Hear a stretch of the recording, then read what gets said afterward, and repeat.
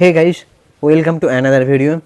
আজকে প্রজাপতি 2 যে টিজারটা দেবদার বেরিয়েছে, কালকেই বেরিয়েছে গতকাল। আমার সেটা রিভিউ করতে দেরি হয়ে গেল, কারণ আমি কালকে প্রচণ্ড কাজের মধ্যে ব্যস্ত ছিলাম। তাছাড়াও আমি সন্ধেবেলা একটা ইভেন্টে অংশ নিয়েছিলাম। সেটা হচ্ছে স্টেজ ক্রাফট শোলে বলে একটা অ্যাওয়ার্ড শো, যেখানে মানে ওই যে দেখতে পাচ্ছ, যেখানে বোমবাদা এসেছিলেন এবং উষা উতুপ এসেছিলেন। সেটার আমি একটা ভিডিও আপলোড করেছি, তোমরা গিয়ে চ্যানেলে দেখে আসতে পারো। আর চ্যানেলটাকে সাবস্ক্রাইব করে দাও, তোমাদের কাছে আমার একটাই রিকোয়েস্ট।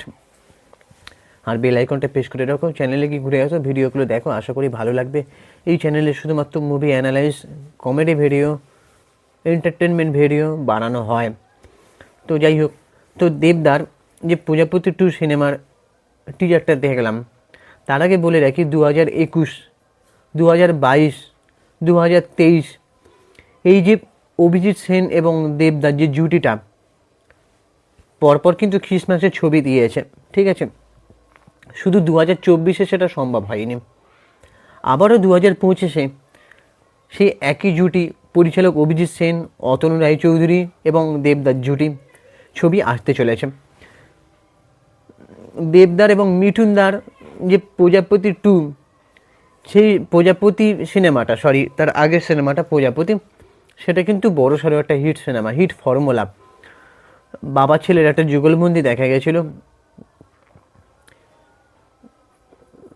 তাদের জুটিটা দর্শকের কাছে ক্লিক করে গেছিলো, মাল্টিপ্লেক্সের দর্শকদের কাছে, শহরের দর্শকদের কাছে এই ছবিটা খুবই প্রশংসিত হয়েছিল এবং তারা চাইছিল দেবদা এবং মিঠুনদা যেন আবারও একই ছবিতে আসে এরকম ধরনের গল্প নিয়ে। তো দেবদা রঘুদাকা সিনেমাটার পরপরই অ্যানাউন্সমেন্ট করে দিয়েছিল, মানে বছরের শুরুতেই, যে প্রজাপতি 2 এরকম ক্রিসমাসে আসবে। তো গতকালকে প্রজাপতি 2 সিনেমার একটা ঝলক আমরা দেখতে পেয়েছি, টিজার, সেটা নিয়েই কথা বলতে চলে এলাম। তো টিজারে যেটা দেখা যাচ্ছে যে দেবদা একজন, দাঁড়াও তার আগে বলে রাখি, এই ছবির টিজারটা আমার কোথাও কিন্তু দেখে মনে হয়নি যে এই ছবিটা আগের ছবির সিকুয়েল। প্রজাপতি 2 গল্পটা ঠিক আছে, কিন্তু কোথাও গিয়ে আমার মনে হচ্ছে না যে এই ছবিটা আগের ছবির সিকুয়েল। তোমাদের কি মনে হয় তোমরা অবশ্যই কমেন্ট বক্সে জানাও। দেবদাকে দেখা যাচ্ছে, দেবদা একজন সিঙ্গেল ফাদার, ঠিক আছে। তার মেয়ে রয়েছে, সেই মেয়েটার যে চরিত্রটা করেছে, মেয়েটার নামটা হচ্ছে অনুমেঘা, ছোট্ট অনুমেঘা। তো সে লন্ডনে থাকে, আর দেবদা রান্না করতে খুবই ভালোবাসে। আর দেবদা লন্ডনে সিঙ্গল ফাদার হিসেবে থাকে ঠিকই, কিন্তু বাড়ির যখনই কোনো সমস্যা হয় তখনই সে দায়িত্ব পালন করতে পিছপা হয় না। তো এবারে দেখা গেল যে মিঠুন চক্রবর্তীও ছেলেকে দেখার জন্য লন্ডনে উপস্থিত হয়েছেন। তো সেখানে বাবা ছেলের নানান রকম মান অভিমানের খুনসুটি দেখানো হয়েছে, ঠিক আছে। এই গল্পটা বিয়ের প্রসঙ্গ থাকলেও, মানে প্রজাপতি মানেই বিয়ের প্রসঙ্গ, তা থাকলেও কিন্তু দেবদার সঙ্গে মিঠুনদার একটা মান অভিমানের গল্প থাকবে, যেরকমটা প্রজাপতিতেও ছিল, বাবা ছেলের সম্পর্কের গল্প। এখানে আবার দেখা যাচ্ছে আগেরটাই যেমন ছিল শুধু দেবদা এবং মিঠুনদার মধ্যেই বাবা ছেলের সম্পর্কটা সীমাবদ্ধ ছিল, কিন্তু এখানে দেখা যাচ্ছে যে দেবদার একটা মেয়ে আছে, সে সিঙ্গল ফাদার, সেও একজন বাবা। তো বয়স যে কোনো ব্যাকরণ মানে না, যে পিতৃসুলভ ব্যাপারটা এটাই বোঝাচ্ছে যে দিনের শেষে তারা দুজনই বাবা, দেবদাও বাবা, মিঠুনদাও বাবা। তো মান অভিমানের ব্যাপারটা সেটা দেখা যাচ্ছে ভালোভাবে, সেটা ড্রামার মাধ্যমে থাকবে, সেটা তোমরা আঁচ করতে পারছো এখন থেকে, ইমোশন থাকবে। তো এই যে গল্পটা, অনেকে বলছে নাকি এটা প্রজাপতির মতনই হবে, আর এটা এখন সিনেমাটা না দেখলে বোঝা যাবে না, তবে গল্পটা আগের ছবির সিকুয়েল নয়, এটা বোঝা যাচ্ছে স্পষ্ট।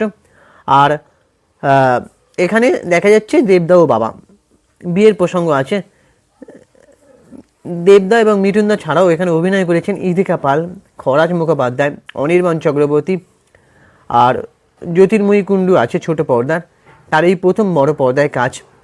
এই চরিত্রটায় প্রথমে ভাবা হয়েছিল বাংলাদেশের তাসনিয়া ফারিনকে, তার কোনো ভিসার প্রবলেমের জন্য জ্যোতির্ময়ী কুণ্ডুকে শেষ পর্যন্ত ঠিক করা হয়েছে। তো একটা জায়গায় শোনা যাচ্ছিল যে আহ, দেব মিঠুনকে কিছু একটা বলতে চমকে উঠলো, সেই কথাটা কি এটা কিন্তু মানে সিনেমাটা দেখলে বোঝা যাবে। এটা মানে দেখাচ্ছিল ওঠে জানি এরকম একটা শুনতে পাওয়া গেছিল। তো এই ছবিটা কেমন চলবে সেটা নিয়ে মানে এখন বলা যাচ্ছে না, কারণ প্রজাপতি যখন সিনেমাটা রিলিজ হয়েছিল দেবদা একটা পার্টির দল করেন, সেই পার্টির বিরোধী দল করেন হচ্ছে মিঠুন দা মানে মিঠুন চক্রবর্তী। তো সেই নিয়ে একটা নানান রকম কাদা ছোড়াছুড়ি হয়েছিল। তৃণমূল মুখ্য সচিব কুণাল ঘোষ উনি কোথাও একটা সন্তুষ্ট নন যে দেবদা অন্য দলের লোকদের নিয়ে কাজ করুক।